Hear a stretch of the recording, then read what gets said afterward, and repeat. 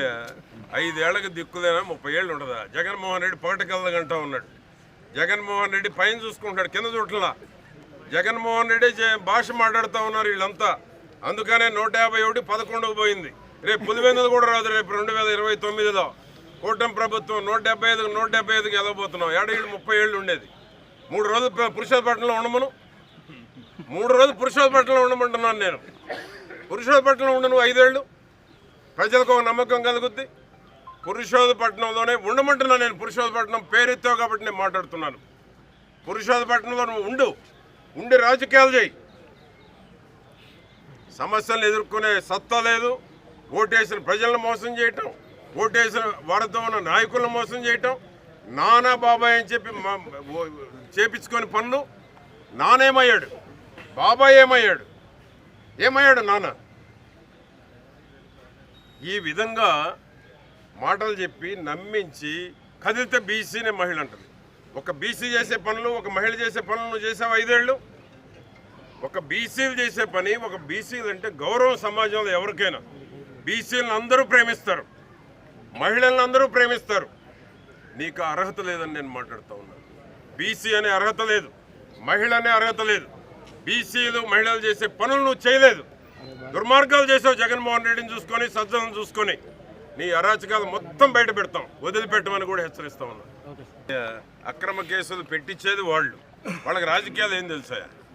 వాళ్ళకి రాజకీయాలు తెలుసా? మాది పురుషోత్పట్నం అన్నారు. పురుషోత్పట్నంలో ఎన్ని రాత్రులు గడిపారో నాకు చెప్పమనండి. పురుషోత్పట్నం అనేవాళ్ళు పురుషోత్పట్నంలో ఎందుకు ఉండటం లేదు? గెలిచిన కాడి నుంచి ఎక్కడున్నారో చెప్పమనండి. అసలు ఎక్కడుంటారు వాళ్ళు? వాళ్ళు ఓట్లు వేసిన వాళ్ళకి ఎక్కడైనా ఫోన్కు దొరికారా?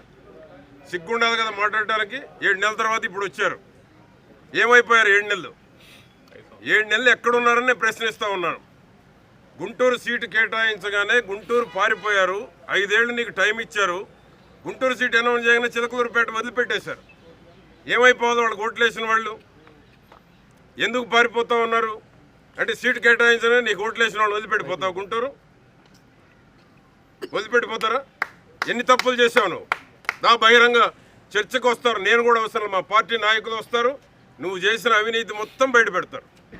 ఎక్కడెక్కడ ఏం చేసావు, ఎక్కడెక్కడ అరాచకాలు చేశారు మీరు, మీ మామ, మీ కుటుంబం మొత్తం బయట పెడతానికి మా పార్టీ నాయకులు సిద్ధంగా ఉన్నారు. రమ్మనండి. ఛాలెంజ్ చేయడం కాదు, మైకులతో మాట్లాడటం కాదు. అవినీతి, అరాచకాలు, అక్రమ కేసులు పెట్టి ఈరోజు నీతులు మాట్లాడుతూ ఉంటే, నీతులు మాట్లాడేటంటే ప్రజలు నమ్మే పరిస్థితుల్లో ఉన్నారా? నీకు 5 ఏళ్ళు ఇచ్చారు. పురుషోత్పట్నం నీకు 1000 మెజార్టీ ఇచ్చారు. పురుషోత్పట్నంలో మళ్ళీ నాకు 1150 మెజార్టీ ఎందుకు ఇచ్చారు? నీకు ఆ ఊరు పేరు పలికే అర్హత కూడా లేదు. ఆ ఊరోళ్ళని కూడా మోసం చేశారు. పురుషోత్పట్నం అంటే ఒక మంచి గ్రామం నాకు.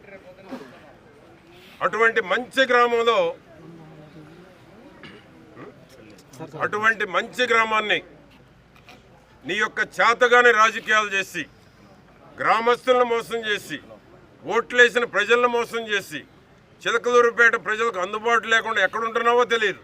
పిఎల్తో ఫోన్లు మాట్లాడుకోవాలి. నీ ఫోన్ నంబర్ అసలు నీకు ఓటు వేసిన వాళ్ళ దగ్గర నీ ఫోన్ నంబర్ ఎంతమంది దగ్గర ఉంది? నీ ఫోన్ నంబర్ ఇచ్చావు ఎవరికన్నా?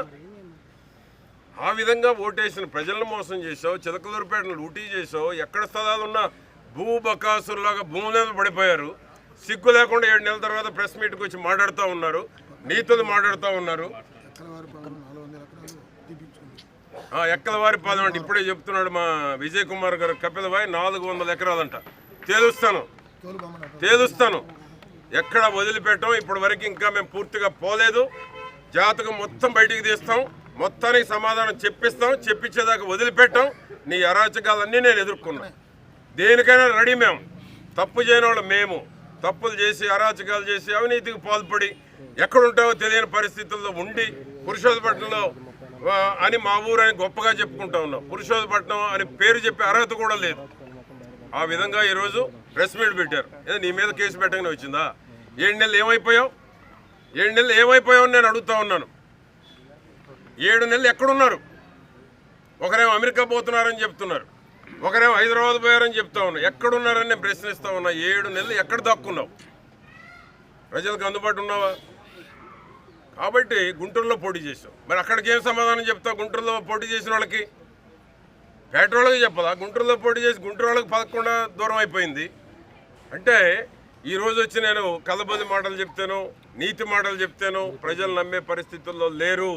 నీ అరాచకాలు మొత్తం బయటికి తీస్తాం, నీ దోపిడంతా కక్కిస్తాను, ఎక్కడ వదిలిపెట్టమని కూడా నేను హెచ్చరిస్తా ఉన్నాను. 30-40 ఏళ్ళు